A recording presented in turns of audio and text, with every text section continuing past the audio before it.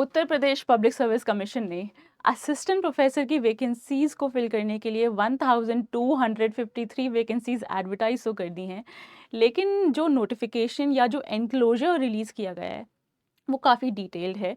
और काफ़ी सारे एस्पिरेंट्स जो फॉर्म तो फिल करना चाहते हैं लेकिन इतने सारे क्लॉजेस को देखकर घबरा रहे हैं। तो आपके लिए ये वीडियो होने वाली है जहाँ पर सारे के सारे क्लॉजेस और सारी डिटेल्स को एक कंसाइज मैनर में इस वीडियो में मैं कवर करने वाली हूँ। My name is Aisha Khan. I am your UGC NET English Literature Faculty at Super Coaching by Textbook। और जितनी भी ये डिटेल्स हैं इनको मैं कवर करने वाली हूँ आज की वीडियो में। और अगर आपको लगता है कि वो जो एनक्लोजर है वो कंफ्यूजिंग है या उसकी कोई डिटेल्स आपको क्लियर नहीं समझ आ रही हैं, तो आज की ये जो सेशन है इसकी पीडीएफ आपको हेल्पफुल रहने वाली है। तो मैं ये पीडीएफ भी अपने टेलीग्राम ग्रुप में शेयर कर दूंगी, आप वहाँ पर जाकर इसको डाउनलोड कर सकते हैं, एक्सेस कर सकते हैं और एक बार फिर से रेफ़र कर सकते हैं। You can find the PDF on my Telegram channel which is Ayesha ma'am text book. आप सिंपली यहाँ पर जाकर इसको सर्च कर लेंगे और आपको जो पीडीएफ है वो पिंड चैट में मिल जाएगा। तो जो पिंड मैसेजेस होते हैं वहाँ पर या मीडिया फाइल्स के अंदर जाके सर्च कर लेना and you will easily find this PDF. ठीक है, with that let's get started. सबसे पहले सबसे मेजर सवाल ये आता है कि why assistant professor and why UPPSC. देखो, इंडिया में एकेडमिक करियर अगर आप परस्यू करना चाहते हो तो मुझे लगता है हायर एजुकेशन सबसे ज़्यादा सॉट आफ्टर है। ऑब्वियसली स्कूल एजुकेशन या स्कूल टीचर्स भी रिस्पेक्टेड हैं, लेकिन हायर एजुकेशन यानी यूनिवर्सिटी या कॉलेज में असिस्टेंट प्रोफेसर बन पाना, वो भी गवर्नमेंट जॉब में, दैट मीन्स गवर्नमेंट कॉलेज या गवर्नमेंट यूनिवर्सिटी में, is a big deal in India. Highly reputed है, हाईली पेड है, बहुत सारे एक्स्ट्रा कंफर्ट्स और बहुत सारे एक्स्ट्रा पर्क्स आते हैं जो कि एक गजेटेड पोजीशन के साथ आते हैं। तो why UPPSC assistant professor? Simply because one, इसका पे स्केल बहुत अच्छा है, बहुत अट्रैक्टिव है। Secondly because this is a gazetted position, A grade position है आपकी, तो हाईली रेप्यूटेड भी है, हाईली पेड भी है। और जो एक्स्ट्रा बेनिफिट्स, सबको पता है हमें क्या क्या एक्स्ट्रा बेनिफिट्स मिलते हैं आपको इस पोजीशन के साथ साथ। अब इतनी अट्रैक्टिव सी पोजीशन पर पहुंचने के लिए थोड़े तो मेहनत करनी पड़ेगी।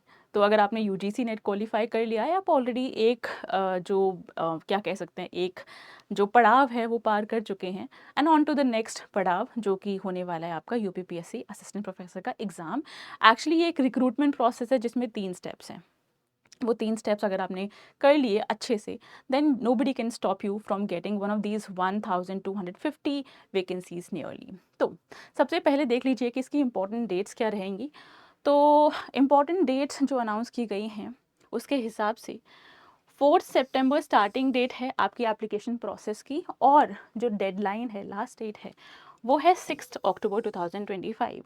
अब हर टीचर आपसे बार बार यही कहेगा कि लास्ट डेट का इंतज़ार मत करिए, क्योंकि जो एप्लीकेशन प्रोसेस है हर स्टेट की वेबसाइट का अलग रहता है। इसका मतलब ये है कि आपको समझदारी इसमें कि लास्ट डेट का वेट ना करते हुए जितना जल्दी हो सकता है एज सुन एज पॉसिबल अपने एप्लीकेशन फॉर्म्स को फिल कर दो। आपका 6 अक्टूबर तो रहेगा last date application forms fill करने का। उसके बाद आपकी करेक्शन विंडो ओपन होगी और अगर आपने कोई गलती कर दी है, सोचो स्पेलिंग मिस्टेक्स कर दी हैं या डेट ऑफ बर्थ गलत डाल दी है या फॉर वट एवर रीजन कुछ भी गलती कर दी, तो आपको एक मौका दिया जाएगा उसको करेक्ट करने का। करेक्शन विंडो आपकी बंद हो जाएगी 13 अक्टूबर 2025 को। Examination dates are yet to be announced by UPPSC, लेकिन इसका मतलब ये नहीं है कि आप अपनी प्रिपरेशन स्टार्ट नहीं करेंगे, क्योंकि जितनी नंबर ऑफ वैकेंसीज एडवर्टाइज हो चुकी हैं, एक सुनहरा मौका है। मुझे लगता है यहाँ पर फॉर्म्स के लिए वेट करना या फिर डेट्स के लिए वेट करना बेवकूफ़ी वाला काम है। ठीक है, आप डायरेक्टली जाकर अप्लाई कर सकते हैं। ये ऑफिशियल वेबसाइट है यूपीपीएससी की। जब आपको ये पीडीएफ मिलेगा टेलीग्राम चैनल पर, आप डायरेक्टली इस लिंक पर क्लिक कर सकते हैं और आपको यूपीपीएससी की जो वेबसाइट है वो मिल जाएगी। अब आते हैं कि एग्ज़ाम का जो पैटर्न रहने वाला है वो क्या रहने वाला है, सिलेबस क्या है, कैसे क्वेश्चंस आएंगे, ये सारे सवाल जो आ रहे हैं। तो सबसे इम्पॉर्टेंट चीज़ मैं आपको बता दूं, ये एक 3 स्टेप रिक्रूटमेंट प्रोसेस रहेगा। पहला स्टेप सिर्फ और सिर्फ एक क्वालिफाइंग स्टेप है, जिसमें आपका प्रीलिम्स एग्जाम होगा जो कि ऑब्जेक्टिव होगा इन नेचर, मतलब एमसीक्यू क्वेश्चंस आपके पास आने वाले हैं, मल्टीपल चॉइस क्वेश्चंस आएंगे, एमसीक्यूज आएंगे।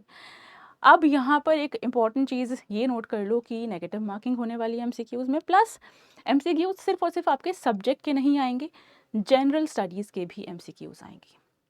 तो फर्स्ट पेपर यानी प्रीलिम्स में आपको अपने सब्जेक्ट का तो प्रिपेयर करना ही है, जिसमें आपने नेट क्वालिफाई किया है। Could be English, home science, history, mathematics, psychology, political science, जो भी आपका सब्जेक्ट है, लेकिन जनरल स्टडीज़ का भी आपको प्रिपेयर करना पड़ेगा। बट माइंड यू, जो भी आप इसमें स्कोर करने वाले हो वो सिर्फ आपको क्वालिफाई करने में हेल्प करेगा, ताकि आप नेक्स्ट स्टेप यानी मेंस वाले एग्ज़ाम तक पहुंच पाओ। इसका जो स्कोर है आपके प्रीलिम्स एग्ज़ाम का, वो आपकी मेरिट में काउंट नहीं होगा। फिर आपका आता है मेंस एग्ज़ाम। मेंस एग्ज़ाम में आपके पास आंसर राइटिंग आएगी। डिस्क्रिप्टिव है यानी सब्जेक्टिव है इन नेचर। यहाँ पर आपके पास ओएमआर शीट नहीं आपको मिलेगी, ठीक है। आपके पास ऑब्जेक्टिव क्वेश्चंस नहीं है, रादर आपको बहुत ही solid to the point answers लिखने हैं। तो इस वाले पेपर में आपको मैक्सिमम अपना हार्डवर्क, अपने एफर्ट्स को डालना पड़ेगा, क्योंकि यहाँ से आप क्या करोगे, जितने नंबर ऑफ एप्लीकेंट्स थे वो फिल्टर आउट होकर यहाँ पर कम रह जाओगे, और ये वाला जो एग्ज़ाम है ये एक तरह से डिसाइडिंग एग्ज़ाम बन सकता है। इसमें जब आप स्कोर करते हो अच्छा और क्वालिफाई करते हो, अल्टीमेटली तब जाकर आप शॉर्टलिस्ट होगे इंटरव्यू के लिए, जिसमें आपको इन पर्सन अपनी एक्सपर्टीज़ के साथ साथ अपना पैशन भी दिखाना है अपने सब्जेक्ट के लिए, और ये प्रूव करना है इंटरव्यूअर को कि आप एक कॉम्पिटेंट असिस्टेंट प्रोफेसर बन सकते हो। अल्टीमेटली जो मेरिट कैलकुलेट होने वाली है, वो जो फाइनल मेरिट है, वो कैलकुलेट होगी based on mains and interview only, not based on the prelims exam. ये एक चीज़ है जो मुझे लगता है काफ़ी बच्चों को नहीं समझ आई थी, आई होप अब समझ आ गई होगी।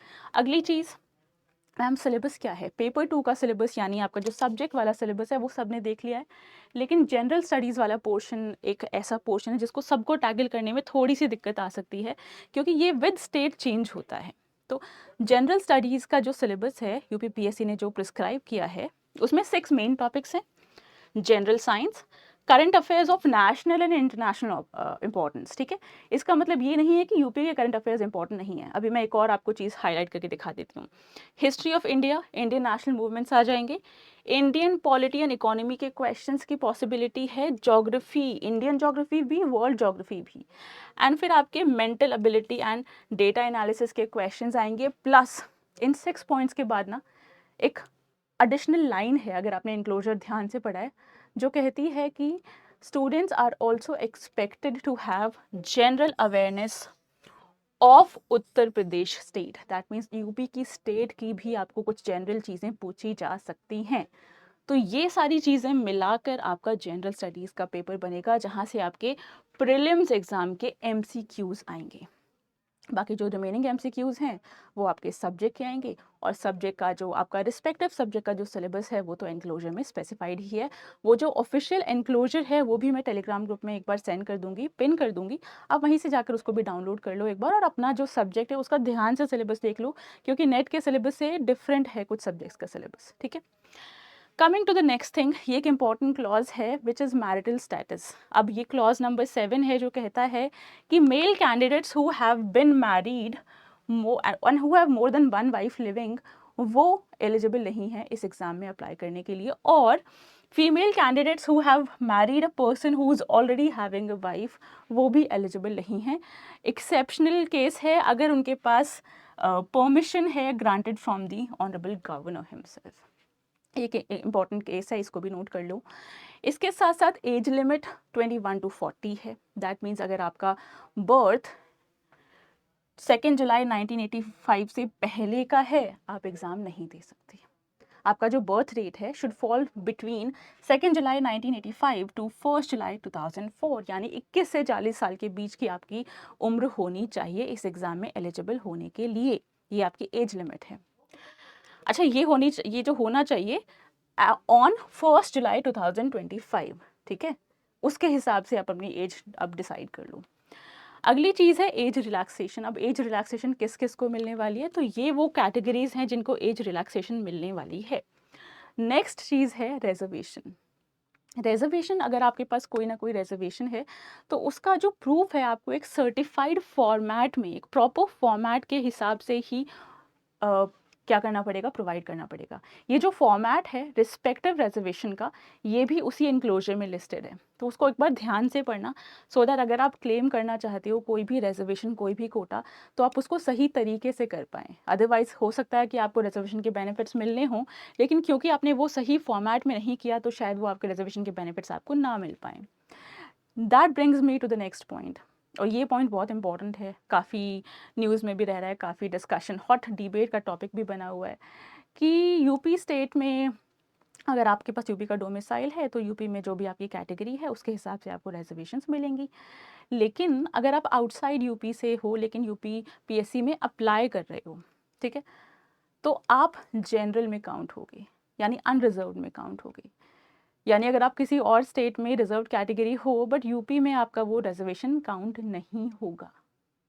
This might sound unfair, but अभी फ़िलहाल के लिए ये नोटिफिकेशन में लिखा हुआ है, ठीक है। ये आपके रिजर्वेशन के बेनिफिट्स हैं। अगली इंपॉर्टेंट चीज़ आती है कि एप्लीकेशन फ़ी क्या क्या है। तो ये भी आपकी अलग अलग कैटेगरीज़ के हिसाब से है।